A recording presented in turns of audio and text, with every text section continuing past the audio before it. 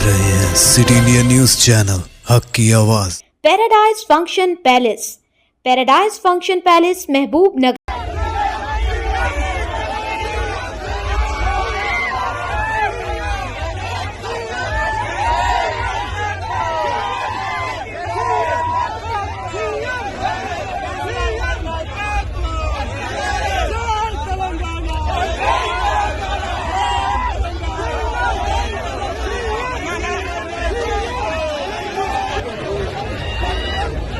దీర్ఘ రాజకీయ అనుభవం కలిగిన ప్రజానాయకుడు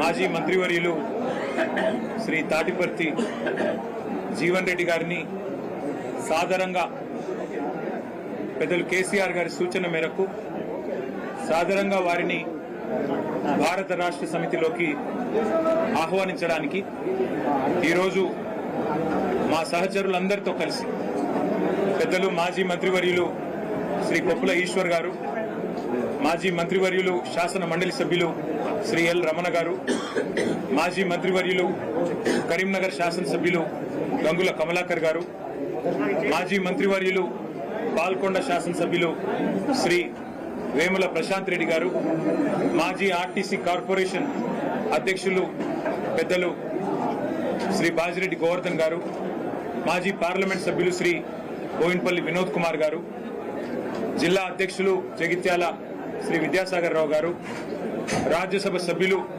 దామోదర్ రావు గారు, జిల్లా పరిషత్ మాజీ చైర్పర్సన్ జగిత్యాల శ్రీమతి దావా వసంత సురేష్ గారు, అట్లాగే మా గౌరవ సహచర శాసనసభ్యులు డాక్టర్ సంజయ్ గారు, పాడి కౌశిక్ రెడ్డి గారు, మాజీ శాసనసభ్యులు రసమై బాలకృష్ణ గారు, గౌరవనీయులు సుంకె రవిశంకర్ గారు, కోరుకంటి చందర్ గారు, పుట్ట మధు గారు, దాసరి మనోహర్ రెడ్డి గారు, అట్లాగే ఒడితల సతీష్ గారు, మొత్తం ఉమ్మడి కరీంనగర్ జిల్లా నాయకత్వం మొత్తం, అట్లాగే పక్కనే ఉన్న నిజామాబాద్ జిల్లాలోని నిజామాబాద్ అర్బన్ మాజీ శాసనసభ్యులు సోదరులు బిగాల గణేష్ గారు, ఇంకా వారితో పాటు జిల్లా పరిషత్ మాజీ అధ్యక్షులు శాసన మండలి మాజీ సభ్యులు నారదాస్ లక్ష్మణరావు గారు, అట్లాగే కరీంనగర్ జిల్లా పార్టీ అధ్యక్షులు జీవి రామకృష్ణారావు గారు, సిరిసిల్ల జిల్లా పార్టీ అధ్యక్షులు తోట ఆగయ్య గారు, అందరం కూడా కలిసి ఈరోజు పెద్దలు జీవన్ రెడ్డి గారిని మరి భారత రాష్ట్ర సమితిలోకి సాదరంగా ఆహ్వానించడం జరిగింది. కానీ ఇవాళ ఒక విధంగా ఏమనిపిస్తుంది, కాంగ్రెస్ పార్టీతో అనుబంధం తెచ్చుకున్నా కానీ ఇలా భారతీయ రాష్ట్ర సమితి లాంటి తెలంగాణ రాష్ట్ర ఏర్పాటు సాధన కొరకు ఉద్యమించినటువంటి ఒక నాయకుడు కేసీఆర్ గారి యొక్క నాయకత్వంలో పనిచేసేటువంటి అవకాశం నాకు లభిస్తున్నందుకు real I'm feeling today is the most happiest day in my life. అంటే ఇలా జీవితం అనేది ఎటు దారి తీసి ఏంటి మనం ఎవరు కూడా ఊహించమని చెప్పారు. ఉమ్మడి కరీంనగర్ జిల్లానే కాదు, తెలంగాణ రాష్ట్రం యావత్తులో కూడా జీవన్ రెడ్డి లాంటి ఒక నాయకుడు కాంగ్రెస్ పార్టీ నుండి దూరం అవుతారని చెప్పి ఎవరు కూడా ఊహించలేని చెప్పండి. దాని కారణాలు కూడా మీరు ఊహించి ఉంటారని చెప్పండి. గత 20 మాసాలకి నేను ఏదైతే అంటే ఎదుర్కొంటున్నటువంటి ఒక మానసిక క్షోభ, రాజకీయ పరిస్థితులు అన్ని కూడా తట్టుకొని నిలబడ్డని చెప్పంటున్నాను. అయినప్పటికీ కూడా ఏదైతున్నదో ఇవాళ నేను తట్టుకొని నిలబడ్డా, కానీ రాష్ట్ర భవిష్యత్తు కూడా ప్రధానం అని చెప్పంటున్నాను. వీళ్ళ ఆనాడు ఏదైతే 2023 సాధారణ శాసనసభ ఎన్నికల్లో ఒక్కరికొకరు ఏముంటుందంటే ఇంకా మెరుగైన పాలన కావాలి, ఇంకా మాకేదో భవిష్యత్తు కావాలనుకుంటాం.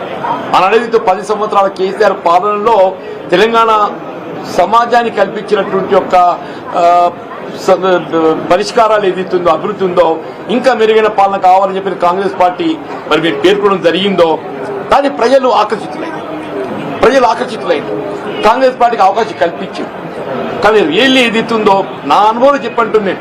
I have seen NT Rama Rao గారి ప్రభుత్వం చూసా, నేను తదుపరి చెన్నారెడ్డి గారి ప్రభుత్వం చూసా, విజయభాస్కర్ గారి ప్రభుత్వం చూసా, రాజశేఖర్ గారి ప్రభుత్వం చూసా, చంద్రబాబు నాయుడు గారి ప్రభుత్వం చూసా, కేసీఆర్ గారి ప్రభుత్వం చూసా. నేను కానీ ఈ 2 సంవత్సరాల కాలంలోనే ఇవాళ అంటే 10 సంవత్సరాల్లో సాధించినటువంటి అభివృద్ధి సంక్షేమ ఫలాలు తిరోగమన దిశగా చెప్పండి. కేసీఆర్ గారు ఏ ఉద్యమ నేతగా తెలంగాణ రాష్ట్రాన్ని సాధించడానికి వారు ఉద్యమించిండ్రో వారి సాధారణంగా తెలంగాణ రాష్ట్ర భవిష్యత్తు నిర్మాణానికి 10 సంవత్సరాలు కృషి చేస్తే అది 2 సంవత్సరాల్లో తిరోగమన చర్యగా